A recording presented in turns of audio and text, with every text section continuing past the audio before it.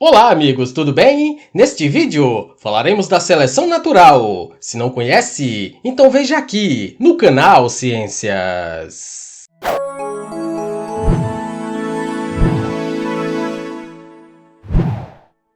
Os animais vivem constantemente em busca da sobrevivência e reprodução das suas espécies. E esse mecanismo foi estudado a fundo pelos naturalistas ingleses Alfred Wallace e Charles Darwin. A seleção natural foi uma das suas maiores contribuições para o entendimento da evolução das espécies, e é o que vamos aprender aqui neste vídeo.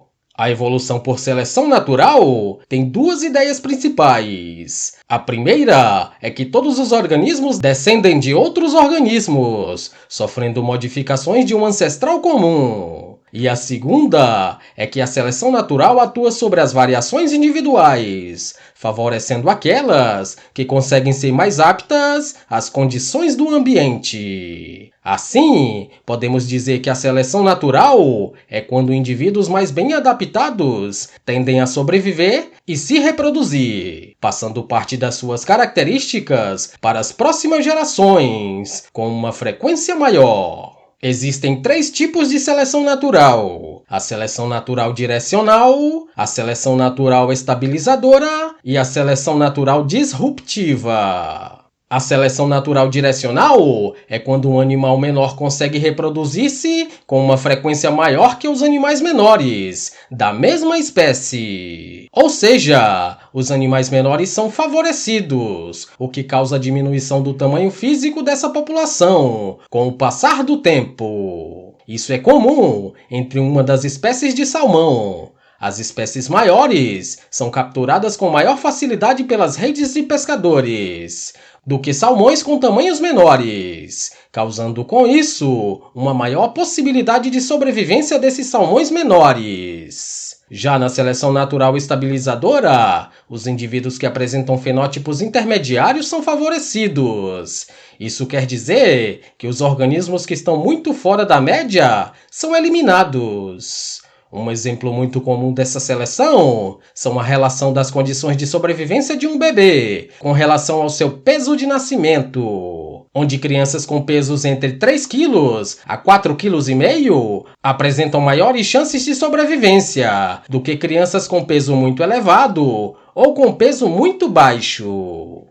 Já quando falamos em seleção natural disruptiva, estamos falando de organismos que apresentam fenótipos extremos favorecidos, e os organismos intermediários são eliminados. Um exemplo dessa seleção é o que acontece com a ave Passerina amoena, mais conhecida como Lazuli butin. As aves desta espécie, que possuem cor azulada brilhante, são melhores em conseguir território e reproduzir-se. Já as de cor amarronzada são ignoradas pelas de cor azul, mas ainda assim conseguem reproduzir-se.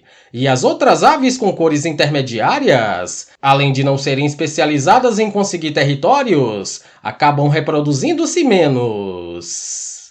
Em suas viagens para os estudos das espécies, Charles Darwin conheceu e estudou alguns casos no arquipélago de Galápagos, que fica localizado no Oceano Pacífico. Lá ficou impressionado com os jabutis gigantes e também com as aves tentilhões, que habitam as diferentes ilhas. Apesar da semelhança dessas aves, ele observou os diferentes tipos de bicos, diferentes hábitos alimentares e diferentes modos de vida. Por exemplo, observou tentilhões adaptados a perfurar troncos de árvores e, com a ajuda de gravetos segurados pelo bico, retira insetos para sua alimentação. Outras aves são adaptadas a comerem sementes duras e macias. E também outras adaptadas a comerem flores, frutos e brotos.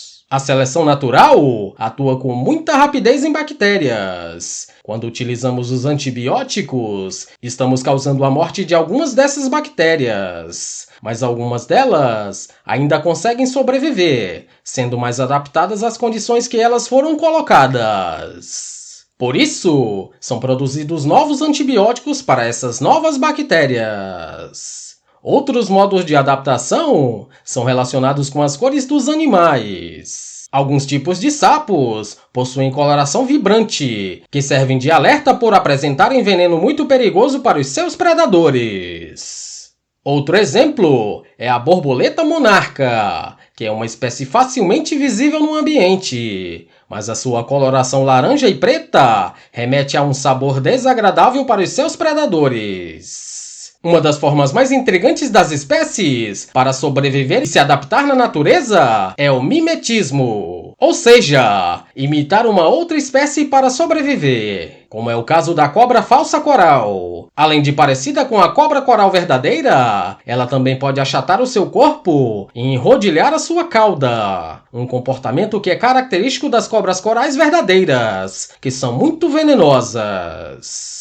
Outro caso curioso é o da lagarta-cobra, que durante uma fase do seu ciclo de vida, ela é semelhante à cabeça de uma serpente. Essa característica serve de defesa para afastar os seus predadores e, com isso, conseguir sobreviver. Algumas evidências da seleção natural podem ser encontradas até hoje por meio dos fósseis, que são restos de organismos que viveram há milhares de anos e que foram preservados nas estruturas dos solos.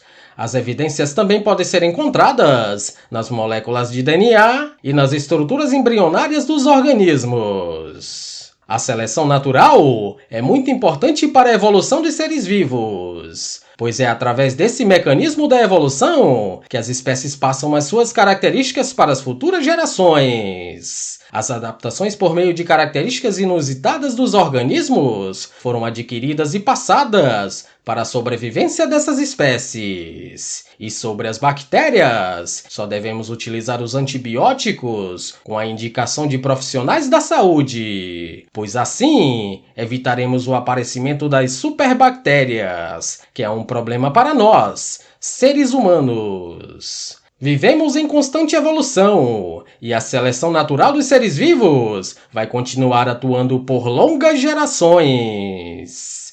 Essa é a seleção natural, e esse é mais um vídeo do canal Ciências.